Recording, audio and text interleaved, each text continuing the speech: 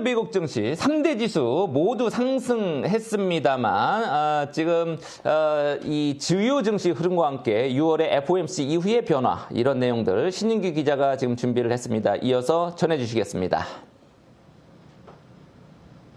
네, 오늘 미국 증시는 제롬 파월 미 연방준비제도 의장이 지배한 하루였다라고 해도 과언이 아닐 겁니다. 기준금리와 통화정책을 결정하는 FOMC 이후, 정확히는 FOMC 기자회견 질의응답 과정에서 3대 주식과 모두 크게 상승하는 흐름이 나타났죠. FOMC 주요 내용부터 살펴보면 아까 말씀하신 대로 먼저 이번 달부터 기준금리가 0.75%포인트 75bp 올라갑니다. 제롬 파월 연준 의장은 다음 달에도 75bp 금리 인상이 가능하다고도 말을 했고요. 양적 긴축 속도는 따로 조정하지 않았습니다. 6월에 475억 달러 규모의 대차대조표 축소, 그리고 7월에도 같은 수준의 양적 긴축이 이루어질 전망입니다. 올해 금리 전망은 기존의 1.9%에서 3.9%로 높여 잡았는데 사실 이런 부분은 시장에 부담이 될 수 있는데도 오늘은 장이 상승을 했습니다. 이 부분에 대한 불안이 남아있지만 우선 시장은 파월 의장이 인플레 관리를 하면서도 경기의 침체를 피해갈 수 있는 가능성에 주목했다고 보시면 될 것 같습니다.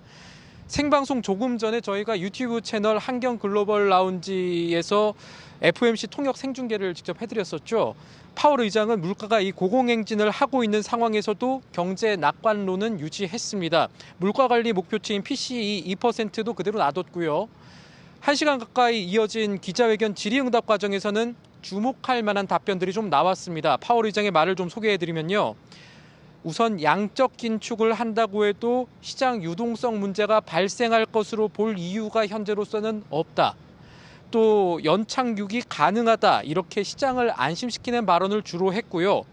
임금이 상승하고는 있지만 아직은 경제학에서 웨이지 프라이스 스파이럴이라고 하는 임금 증가가 소비 수요를 좀 촉발을 시켜서 물가 상승을 이끄는 그런 현상도 보이지 않는다. 이렇게 말을 했습니다. 통화 정책을 통해서 경기 침체를 좀 유도하려는 것 역시 아니다. 이렇게 선을 그었고요. 물론 이 상품 가격의 변동이라는 것이 경제 연착륙 가능성을 우리 손에서 빼앗아갈 가능성 역시 있다. 이런 식으로 말하면서 시장에서 좀 걱정해온 나쁜 시나리오를 애써 부정하지도 않은 모습을 보였습니다. 그래서 오늘 시장은 우선 긍정적인 면에 주목했다고 볼 수가 있겠습니다만 시장은 또 학습 효과가 있죠. 이 FOMC 이후에 반등했던 증시가 하루 만에 꺼지고 또 반대의 일도 최근에는 자주 일어났었습니다. FOMC 직후 하루 이틀은 변동성이 상당히 큰 장이 계속해서 반복이 되었습니다.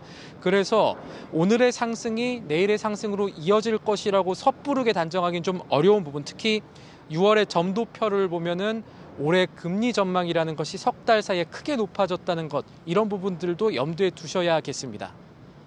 네, 말씀하신 대로 당분간 좀 신중한 기조를 이어갈 필요가 있어 보이는데 그렇다면 이제 투자자들의 관심은 어디로 쏠릴지 어떤 이벤트를 좀 챙겨보면 좋겠습니까? 네, 사실 몇 달 전만 해도 미처 현실화될지 몰랐던 고금리 시대의 진입을 사실 이번에 연준이 선언한 것과 같다라고 볼 수가 있기 때문에 거기에 영향을 많이 받는 지표들, 예를 들어서 미국의 주택담보대출 시장이라든가 기대 인플레이션 수치가 어떻게 될지 이거 우선 지켜볼 부분이 되겠고요. 물가 관리의 큰 변수 가운데 하나인 유가가 사실은 얼마나 지금 상황에서는 미국을 도와줄지, 이런 표현을 해야 되는데 미국을 도와줄지도 좀 지켜봐야겠습니다. 오늘은 좀 하락하는 흐름이 나왔는데요. 사실 이 통화 정책만으로는 이 공급망 혼란으로부터 시작한 지금의 이 고물가 문제를 잡기가 쉽지 않다는 것은 시장 참여자들이 다 알고 있는 상황이기 때문에 오히려 이 경계를 좀 더 하고 또 경제 침체 가능성에 대한 어떤 가능성, 이 걱정을 좀 덜어낼 수 있는 지표들이 꾸준히 나와줘야 할 텐데요. 가까이는 내일 있을 이 필라델피아 여는 제조업 지수, 그리고 다음 주에 있을 제조업 구매 관리자 PMI 지수 등이 지금 상황에서는 좀 중요하게 생각해야 할 만한 숫자가 될 것으로 전망이 됩니다. 지금까지 뉴욕에서 한국경제TV 신인규입니다.